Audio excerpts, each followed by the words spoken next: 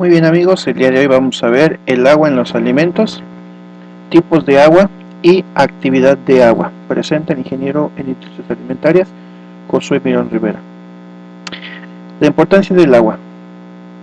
El agua es fundamental para cualquier forma de vida biológicamente activa, sea una bacteria o el ser humano. Su importancia es tal que sin ella la vida en nuestro planeta no sería posible. Sin embargo, con frecuencia no se le considera un nutrimento, como ocurre con los hidratos de carbono, proteínas y los lípidos, debido a que prácticamente no sufre cambios químicos durante su aprovechamiento en el organismo. Entre un 60 y 70% del cuerpo humano es agua, aun cuando hay ciertos tejidos como huesos, cabellos y dientes que la contienen escasamente. Es un disolvente líquido inerte, quiere decir que no reacciona químicamente, de pH neutro, que sirve de transporte en la sangre y la linfa y que regula la temperatura corporal. Bueno, cuando hablamos de pH hacemos referencia a la escala que tenemos acá a un costado, la cual va de 0 a 14, siendo los alimentos de 0 a 6 ácidos, los 7 neutros y del 8 al 14 los alimentos alcalinos o las cosas alcalinas. Un ácido es una sustancia que suelta hidrógeno en una solución química y un alcalino es una sustancia que remueve el hidrógeno de una solución química. Lo ácido y lo alcalino se miden con el pH o hidrógeno potencial y va del 0 al 14. Hablando de alimentos o de sustancias, siempre los alimentos ácidos son los que tienen como tal un gusto ácido. Vemos que los más ácidos se encuentra el jugo de limón, la Coca-Cola, el vinagre. Si se dan cuenta, la coca es todavía más ácida que el vinagre. Sin embargo, dirán, bueno, pues ¿por qué no se prueba ácido? Por la cantidad de azúcar que tiene.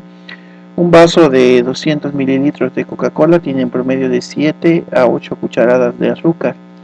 Imagínense, es una cantidad muy exorbitante. Si nosotros tomáramos la cantidad de azúcar que tiene una Coca-Cola, pero de manera natural, nuestro cuerpo empezaría a vomitar, porque no está acostumbrado a tomar tanta azúcar, pero como la está tomando de manera procesada, pues es que la puede digerir. Sin embargo, es muy perjudicial a la salud. Aquí está, miren, fíjense el pH que llega a tener, incluso es más ácida todavía que el vinagre. Aunque no se pruebe de esta manera. Los vinos y las cervezas están en un pH de 4, los plátanos, tomates tienen un pH de 6, el café igual, ven que es un poco ácido. La orina humana tiene un pH de 6 y vean como la leche ya tiene un pH neutro, el agua destilada. Algunos alimentos o algunos productos como el agua de mar, el bicarbonato de sodio, suelen ser alcalinos. Cuando nosotros tenemos una reacción entre un ácido y un alcalino, se da una reacción de neutralización. Esta reacción ocurre cuando se mezclan ambos y da como resultado sal más agua. Ese principio lo vemos cuando tenemos acidez estomacal, sí, que tenemos en nuestro estómago pues ácidos gástricos. ¿Con qué los vamos a neutralizar? Con bicarbonato. El bicarbonato está presente ya sea de manera natural, lo tenemos en nuestras casas, bicarbonato de sodio, o está presente en todos estos antiácidos de forma comercial, ¿sí? Estos antiácidos como el Alka-Seltzer, como el sal de uvas, todos estos tienen bicarbonato, los cuales al entrar en contacto con los ácidos estomacales neutralizan a estos ácidos, dando como resultado sal más agua. Esta reacción, les repito, se llama reacción de neutralización. La importancia del agua. El organismo pierde continuamente agua a través de su sudor, la orina, la respiración, las heces, y requiere un mínimo aproximado de 2.5 mililitros diarios, es decir, 2 litros y medio, dependiendo de su edad, sexo, actividad física, etc., para llevar a cabo adecuadamente innumerables reacciones propias de las distintas funciones biológicas. Por lo regular, en este cuadro mostramos el balance aproximadamente del agua consumida y eliminada durante el día. Necesitamos 2 litros y medio como mínimo de agua, del cual pueden ser 850 extraída de los alimentos, 1300 mililitros de las bebidas y 350 van a salir de la oxidación de los nutrimentos que nos van a aportar los alimentos. Y se segregan esos 2 litros a través de 1 litro 400 a través de la orina, 400 a través de los pulmones y 500 a través de la sudoración de la piel. también 200 mililitros se van en las heces. Bueno, la fuente más importante de agua es la ingesta de líquidos, pero también se adquiere de diferentes alimentos, como los vegetales abundantes en agua, la leche, que contiene un 87% de agua, de los huevos, que tiene un 74%, ¿sí? Y así, aquí quiero aclarar algo. Por ejemplo, va a depender mucho la leche, la cantidad de agua. Por lo regular siempre es 85, 87 y va a tener un 10% de grasa.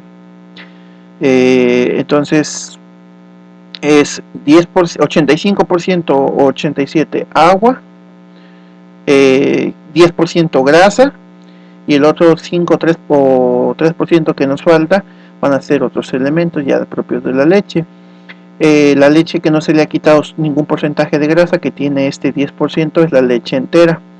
La leche que se le quita la mitad de la grasa, es que tiene un 5% más o menos de grasa, es la semidescremada. La leche que se le trata de quitar en su totalidad la grasa, que no se le quita toda, siempre se le queda un porcentaje menor al 1%, es la leche light, ¿sí? Bueno, ahora aquí hablamos de los alimentos. Vamos a ver cuál es el contenido que tienen de agua. Aquí estamos hablando de agua en general. Vemos que la lechuga es de las que tienen más agua, tienen 95%, las zanahorias tienen 90%, la manzana, el 88% de la manzana es agua, de la leche tiene el 87% de agua, de la papa, la pera, 80% es agua, y así nos vamos, ¿no? Hasta los alimentos más secos, que son como las galletas o el chocolate, solo tienen 5 o 2% de agua. Por lo tanto, son alimentos que no se echan a perder tan pronto porque casi no tienen agua. Y como hemos visto, las bacterias necesitan agua para poder crecer.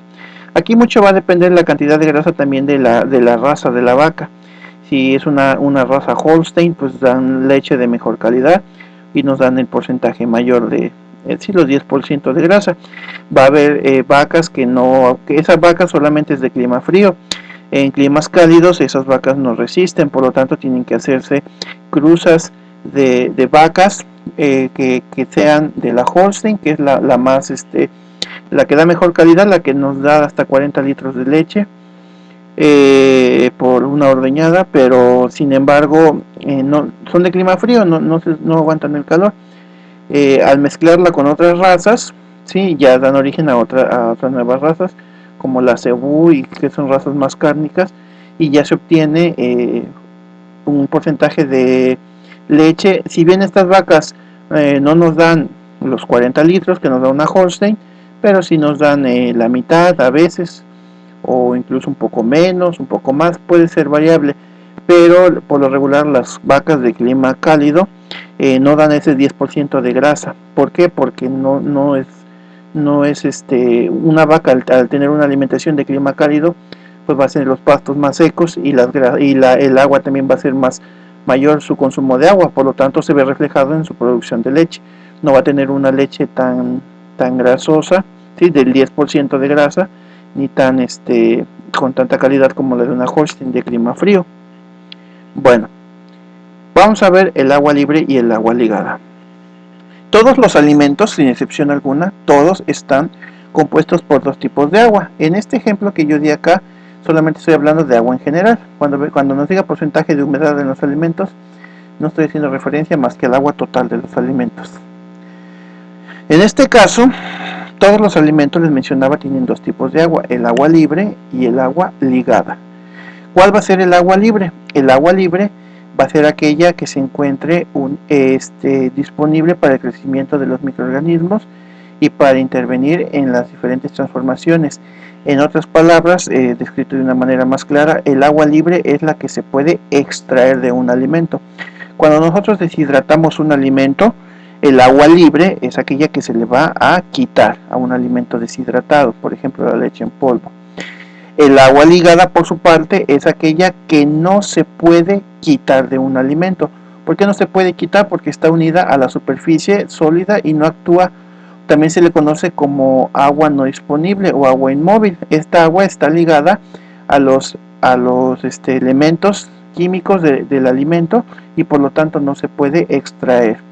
No importa qué tanto quememos, tostemos, destilemos o le hagamos lo que le hagamos a los alimentos, siempre van a tener un porcentaje mínimo de agua, que va a ser el agua ligada, porque repito, esta agua nunca se va a poder extraer porque se encuentra adherida a las moléculas de los alimentos. Incluso las bacterias tampoco pueden crecer en este tipo de agua, siempre van a crecer en el agua libre, ¿sí? Un ejemplo de esto lo podemos ver en el alcohol del 96. ¿Se han ustedes preguntado por qué no hay alcohol del 100? ¿Por qué el alcohol más puro es el de 96 grados? Pues muy fácil. Cuando nosotros destilamos, en este ejemplo, cuando se hace la destilación de la caña, la primera destilación que hacemos del mosto, el mosto que es el caldo dulce que se obtiene al machacar la caña de azúcar, esto lo vamos a destilar y nos va a dar en la primera destilación un promedio de entre 50 y 60 grados, ¿sí?, de alcohol. Si lo volvemos a destilar nos va a dar por ahí de 75. Por ahí de la tercera destilación nos va a dar un promedio de 85, 90 grados. Y ya a partir de la cuarta destilación ya va a llegar a los 96 grados. Sin embargo, si yo sigo destilando y destilando y destilando, voy a seguir obteniendo ya 96 grados. Ya no le voy a sacar más pureza al alcohol. Por eso el alcohol más puro es el de 96 grados. ¿O acaso has visto un alcohol de 100 grados? ¿Verdad que no? El otro 4% que es, pues muy fácil, es agua. ¿Qué agua? Agua ligada, agua que ya no podemos extraer. Nos dice aquí una nota: el alcohol se le pone un desnaturalizante. El alcohol que se puede ocupar para, digámoslo así, para beber es estos de botella roja, que está sin desnaturalizar, ¿sí? Es muy importante, sin desnaturalizar. ¿Por qué? Porque los que son de botella azul, bueno, que tienen las letras azules y la tapa azul, son los famosos alcoholes de farmacias. Esos están desnaturalizados. Un alcohol desnaturalizado es antiséptico, es decir, se ocupa más para atacar a las bacterias, porque es un alcohol de farmacia, por eso es antiséptico y germicida. Es el alcohol etílico utilizado más como material de curación, por eso es el que le llamamos que es el alcohol de farmacia. El alcohol desnaturalizado, que les repito, es el que tiene la tapita azul y las letras azules, no debe beberse. ¿Por qué? Porque ya fue desnaturalizado. ¿Y qué es desnaturalizar? Pues es que le añadieron un producto químico que, si bien no es tóxico, pero le agrega un sabor amargo a nuestro alcohol, ¿sí?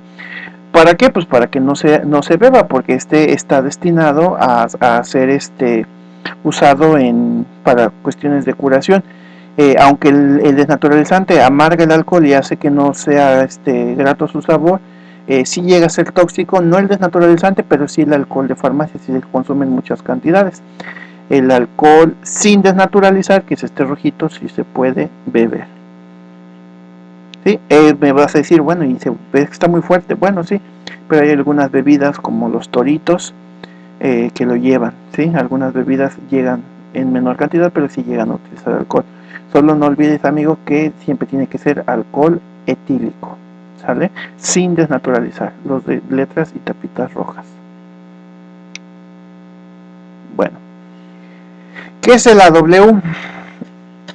Es la cantidad, bueno, AW por sus siglas en inglés es Activity Water, que significa actividad de agua. La actividad de agua es la cantidad de agua libre que hay en un alimento, es decir, la cantidad de agua disponible para reaccionar químicamente con otras sustancias y provocar el crecimiento microbiano. Normalmente se expresa con las siglas AW, Activity Water en inglés, y va a sus unidades de 0 a 1. La actividad de agua se mide con este aparato, que es un higrómetro, y sirve para determinar este valor, si el alimento que nosotros metamos va de 0 a 1. Entre más cercano al 0 es menos perecedero y entre más cercano al 1 es más perecedero. No te confundas, agua libre es la cantidad de agua, es el agua, que se puede extraer o en donde van a crecer las bacterias. El agua ligada es aquella que nunca se le va a poder quitar a los alimentos porque ya está adherida a sus moléculas. Y el AW, actividad de agua, es la cantidad de agua libre, ¿sí? No te confundas con los términos. La unidad de medida, como ya dijimos, va de 0 a 1. El contenido de agua o de humedad de un alimento hace referencia a la cantidad total de agua que contiene, sin hacer referencia a qué fracción de agua está ligada o otras sustancias. Por lo tanto, no proporciona información exacta sobre el crecimiento microbiano, por lo que digamos que cuando hablamos de cantidad de agua, así en general no estamos especificando cuál es. Siempre es más recomendable ya para entrar al campo de la conservación de alimentos, saber más cuál es su AW. Es más preciso este valor, porque estamos haciendo referencia nada más como tal a la cantidad de agua libre. La actividad de agua es probablemente el parámetro más importante en el campo de la conservación de los alimentos, ya que es un indicador del crecimiento microbiano de los alimentos y de la velocidad del deterioro. En el campo de la seguridad alimentaria, conociendo la actividad de agua de un alimento, es más fácil predecir qué tipo de microorganismos se van a desarrollar. Por lo regular, en los alimentos que son ricos en agua se descomponen más por bacterias, los que tienen una W cercano a 1, y los que tienen una W cercano a 0 ya no tienen agua, ya no van a tener crecimiento bacteriano. Sin embargo, va a ser atacado por hongos. ¿Sí? Los hongos sí pueden crecer en ambientes con poca agua. Todos los alimentos son susceptibles a descomposición, no hay ninguno que no. Son pocos los alimentos que no se pueden descomponer, como lo es la miel o algunas semillas. Sin embargo, necesitan de condiciones exactas de humedad para que puedan mantenerse esa característica de que no se echan a perder. Sin embargo, la gran mayoría de alimentos son susceptibles a descomposición. El que no se descompone por la acción de las bacterias se descompone por la acción de los hongos. También es un indicador de las propiedades físicas, tales como la textura, el color, el sabor, la consistencia y el aroma. Si nosotros ponemos el ejemplo de una tostada, primero ponemos el ejemplo de una tortilla normal, así como salió de la tortillería, y luego una tortilla que ya sobró y la dejamos para el otro día, la pusimos al sol a que se secara. Después esa tortilla seca la pusimos a freír y la hicimos tostada, ¿sí? En esos tres ejemplos, si se dan cuenta, cambió la textura, sí, porque una es blandita, otra es dura y la otra es crujiente. El color, sí, porque la tortilla de tortillería es blanca, cuando ya se secó al sol se pone un poquito cafecita, y ya cuando se dora como tostada pues ya agarra bien el color doradito. El sabor, pues claro, porque no sabe lo mismo una tortilla recién salida que una tostada reseca, una tortilla seca que una tostada, ¿sí? Tiene diferente sabor. La consistencia y el aroma, pues también, todo va cambiando en medida en que el agua aumenta o disminuye en los alimentos. Entonces, el crecimiento de los microorganismos va ligado a la presencia de agua. Entre mayor agua tenga un alimento, mayor crecimiento microbiano habrá. ¿Sí? Más perecederos son los cercanos a 1, como las carnes, y alimentos con una W cercano a 0, como las pastas. ¿Sí? Las pastas estas que tenemos en nuestras alacenas son de las que tardan bastante, tardan hasta 2 años o más. ¿Por qué? Porque su proceso de elaboración hace que no tengan casi agua, y al no tener agua pues no se descomponen las bacterias del alimento. El AW de algunos alimentos, por ejemplo, tenemos con una W de 0.98, casi cercano a 1, alimentos como carnes, pescados, frutas, todo esto en fresco. Todo esto hace que sean alimentos perecederos, altamente perecederos, las frutas frescas, los pescados, mariscos. Alimentos de humedad intermedia, que van de 0.85 a 0.60, ¿sí? Son como las frutas secas, las harinas, cereales, confituras, mermeladas, el pescado salado, algunos extractos de carne, algunos quesos, también nueces tienen humedad, ¿sí? Una humedad intermedia. Son los alimentos que aquí están en el 98, los altamente perecederos, los semi perecederos en esta sección, y con una W inferior a 0.60 van a ser los no perecederos, como el dulce, el chocolate, la miel, los fideos, las galletas, las papas fritas, la fruta seca, el huevo en polvo, la leche en polvo, que tienen muchísima caducidad. Sin embargo, te repito que para que se conserve esta virtud de tener mucha caducidad y no se descomponga por bacterias, necesitamos que tenga ciertas características de almacenamiento, porque también si se modifica su almacenamiento o están en condiciones donde se pueden absorber humedad, pues entonces el alimento por ende cambia sus características. Un ejemplo es el huevo en polvo y la leche en polvo. Si nosotros los volvemos a hidratar, en ese momento pueden volver a ser atacados por las bacterias, ¿sí? ¿Por qué? Porque ya son reconstituidos con agua, por lo tanto su AW sube nuevamente a 0.98.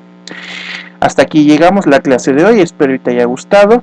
No olvides seguirnos en el podcast de El Inge Mirón, donde también estamos dando unas clases bastante interesantes sobre el uso de la sal en los alimentos, composición de alimentos y demás, y de suscribirte a nuestro canal para que sigamos creciendo.